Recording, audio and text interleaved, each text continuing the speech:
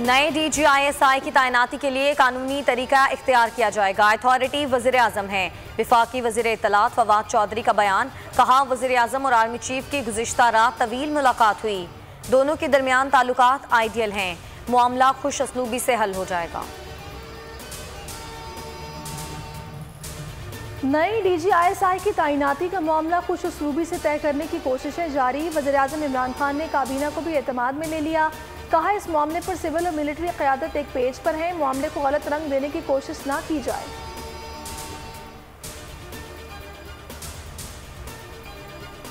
मरियम नवाज के लिए नई मुश्किल। नैब ने मरियम नवाज और कैप्टन रिटायर्ड सफदर की जमानत मनसूखी के लिए इस्लामाबाद हाई कोर्ट में दरखास्त दायर कर दी। कहा, मुल्जिमान ने जमानत का गलत इस्तेमाल किया।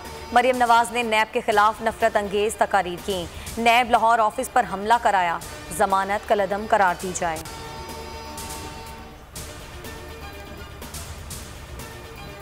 वज़ीर आला बलोचिस्तान जाम कमाल का यू टर्न। कहा, पार्टी की सदारत से इस्तीफा नहीं दे रहा, न दूंगा। बयान के बाद पार्टी में सदारत का तनाज़ा खड़ा। रुकने सूबाई असम्बली ज़हूर बुलेदी कायम मकाम पार्टी सदर मुकर्रर। पार्टी के जनरल सेक्रेटरी मंजूर अहमद काकड़ ने एलामिया जारी कर दिया।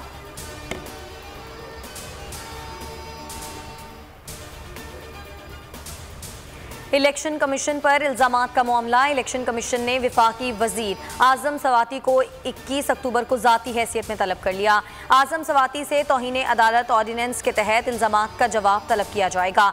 आजम सवाती ने इलेक्शन कमीशन के 2 नोटिस का जवाब नहीं जमा कराया था। सरकारी रिहाइश गाहों की गैर कानूनी अलॉटमेंट। सुप्रीम कोर्ट की मुल्क भर से तफसीलात तलब। सिंध हुकूमत से रिहाइश गाहों की अलॉटमेंट पॉलिसी भी मांग ली। चीफ जस्टिस ने रिमार्क्स दिए। कराची की सरकारी रिहाइश गाहों की तफसीलात जमा कराई जाएं।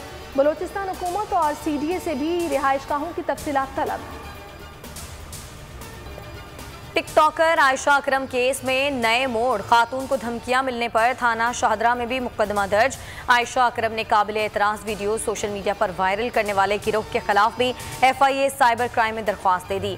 रैम्बो और अली शाह मुल्जिमान नामजद। सब्सक्राइब करें और बेल दबाएं ताकि कोई खबर रह न जाए।